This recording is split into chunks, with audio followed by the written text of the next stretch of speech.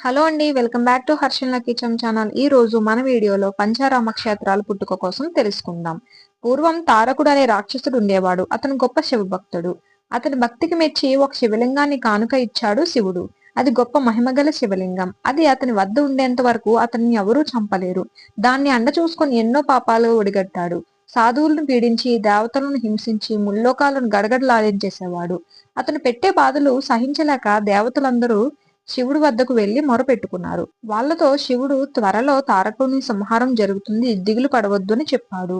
అయితే తారకుడు తన భక్తుడు కావడంతో అతడిని తనే స్వయంగా చంపలేక ఆ పనిని కుమారస్వామికి అప్పగించాడు శివుడు. శివుని ఆజ్ఞ మేరకు తారకుడిపై యుద్ధానికి వెళ్లాడు కుమారస్వామి. ఆ యుద్ధంలో కుమారస్వామి తన ఆగ్నేయాస్త్రంతో తారకుడి మెడలో శివలింగాన్ని పగలగొట్టాడు. అది 5 భాగాలుగా పగిలి క్రింద పడింది. అయితే అవి మళ్లీ ఒకదానితో మరొకటి కలిసి పూర్తి లింగానిగా మారడానికి ప్రయత్నించాయి. ఆ ప్రయత్నాన్ని అడ్డుకుంటూ విష్ణువు ఒక భాగాన్ని ప్రతిష్ఠించేశాడు. అతని సూచన మేరకు మిగిలిన 4 భాగాలు సూర్యుడు, చంద్రుడు, ఇంద్రుడు, కుమారస్వామి ప్రతిష్ఠించారు. ఆ విధంగా ఆ 5 శివలింగాలు ప్రతిష్ఠించబడిన ప్రాంతాలు పంచారామాలుగా పిలువబడ్డాయి. ఇంద్రుడు ప్రతిష్ఠించిన ప్రాంతం అమరారామం గాను, సూర్యుడు ప్రతిష్ఠించిన ప్రాంతం ద్రాక్షారామం గాను, చంద్రుడు ప్రతిష్ఠించిన ప్రాంతం సోమారామం గాను, కుమారస్వామి ప్రతిష్ఠించిన ప్రాంతం కుమారరామం గాను, విష్ణువు ప్రతిష్ఠించిన ప్రాంతం క్షీరారామం గాను నేడు ప్రసిద్ధి చెందాయి. ఈ పంచారామాలు క్షేత్రాలన్నీ ఆంధ్రప్రదేశ్ రాష్ట్రంలోనే ఉండటం ఒక విశేషం. ఈ క్షేత్రాల గురించి కొంచెం తెలుసుకుందాం. మొదటగా అమరారామం. ఈ క్షేత్రం విజయవాడ నగరానికి 20 కిలోమీటర్ల దూరంలో కృష్ణా నది ఒడ్డున అమరావతి నగరంలో ఉంది. ఇక్కడ శివుడు అమరలింగేశ్వరుడు, అమ్మవారు బాలాచాముండిక అమ్మవారు. ఈ ఆలయంలోని శివలింగం 15 అడుగులు ఎత్తైనది. శివలింగం బాగా ఎత్తైనది కావడంతో అర్చకులు ఒక పొడవైన పీట మీద నిలబడి నిత్య పూజలు నిర్వహిస్తుంటారు. ఒకప్పుడు ఈ శివలింగం ఎత్తు రోజురోజుకి పెరుగుతుండేది. లింగం యొక్క పై భాగంలో ఒక మేకును దించగా లింగం నుండి రక్తం కారిందని చెబుతారు. దానికి గుర్తుగా లింగం యొక్క పై భాగంలో ఒక ఎర్రని మరక ఉంటుంది. ఈ ప్రాంతాన్ని పాలించిన ధరణీకోట రాజులు అలాగే శ్రీకృష్ణ దేవరాయలు ఈ ఆలయాన్ని అభివృద్ధికి సహాయపడ్డారు. ప్రతి ఏటా మహాశివరాత్రి పర్వదినాన సందర్భంగాను, శరన్నవరాత్రుల సందర్భంగాను ఇక్కడ ప్రత్యేకమైన ఉత్సవాలు, వేడుకలు విశేషంగా జరుపుతారు. ద్రాక్షారామం. ఈ ఆలయం కోనసీమ జిల్లా రామచంద్రాపురం సమీపంలో ఉంది. సుమారు 1000 సంవత్సరాల క్రితం ఈ ఆలయాన్ని భీముడు అనే తూర్పు చాళుక్యులు రాజు నిర్మించాడు. ఈ కారణంగా ఇక్కడ శివుడు భీమేశ్వర స్వామిగా పూజలందుకుంటున్నాడు. అమ్మవారు మాణిక్యాంబ అమ్మవారు. ఈ ఆలయంలోని పుష్కరిణి సప్త గోదావరి అంటారు. దీనిని సప్త ఋషులు ఏర్పాటు చేశారు. మహాశివరాత్రి, దసరా పండుగల సందర్భంగా ఇక్కడ అనేక వేడుకలు జరుగుతాయి. ఇది దక్ష ప్రజాపతి యజ్ఞం నిర్వహించిన ప్రాంతం. ఆ కారణంగా ఈ ప్రాంతాన్ని ద్రాక్షారామం, దక్షిణ వాటిక అని కూడా అంటారు. అదే కాదు, దేశంలోని 18 శక్తిపీఠాలలో ఒకటిగాను గుర్తింపు పొందిన విశేషమైన ప్రాంతం ఈ ద్రాక్షారామం. కుమారరామం.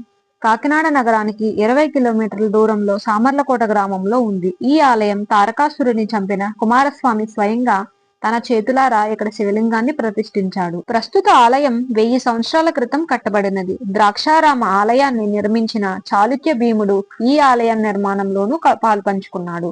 ఈ 2 ఆలయాల మధ్య నిర్మాణ రీతి దగ్గర పోలికలు ఉండడం గమనించదగ్గ విషయం. ఇక్కడ స్వామివారు కుమార భీమేశ్వర స్వామి, అమ్మవారు బాలా త్రిపుర సుందరి.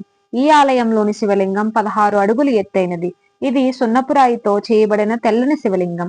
భక్తులు స్వామివారిలో ఒక భాగాన్ని క్రింద అంతస్తులోను, మిగిలిన భాగాన్ని పై అంతస్తులోను దర్శించాలి. మహాశివరాత్రిని, పుష్కరిని ఇక్కడ కొన్ని వేడుకలు మహావైభవంగా నిర్వహించబడతాయి. సోమారామము. పశ్చిమ గోదావరి జిల్లా భీమవరం నగరానికి దగ్గరలో గురుపూడి వద్ద ఉంది ఈ సోమారామ క్షేత్రము. ఈ ఆలయంలోని శివలింగం చంద్రుడు ప్రతిష్ఠించడంతో ఇక్కడ శివుడు సోమేశ్వర స్వామి అయ్యాడు. అమ్మవారు రాజరాజేశ్వరి దేవి. ఈ ఆలయంలోని కొలని పేరు చంద్రకుండం. దానిని కూడా చంద్రుడే ఏర్పాటు చేశాడు. ఇతర పంచారామ క్షేత్రాలలోని శివలింగాల కన్నా ఈ ఆలయంలోని శివలింగం చిన్నది.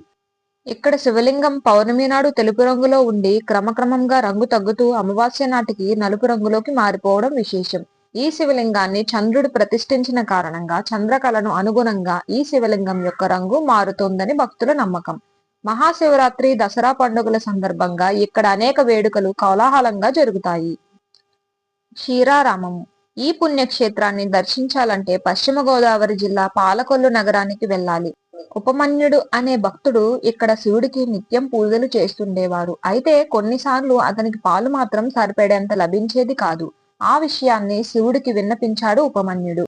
శివుడు తక్షణమే స్పందించి అక్కడ కొలనులో పాలు లభించేలా చేశాడు. అప్పటి నుండి ఇక్కడ శివుడు క్షీరారామలింగేశ్వరుడయ్యాడు. పాల కొలను కాస్త పాలకొల్లుగా మారింది. ఇక్కడ అమ్మవారు పార్వతీదేవిగా ప్రజలను రక్షిస్తోంది. ఇక్కడ శివలింగం పాలవలే తెల్లనిది. ఇతర పంచారామ శివలింగాల కంటే ఇక్కడ శివలింగం మిక్కిలి పొడవైనది. భక్తులకు శివలింగం స్పష్టంగా కనిపించడానికై గర్భగుడి చుట్టూ కొన్ని కిటికీలు ఏర్పాటు చేశారు. ప్రస్తుతం ఆలయాన్ని క్రీస్తు శకం 9వ శతాబ్దంలో తూర్పు చాళుక్య రాజులు నిర్మించారు.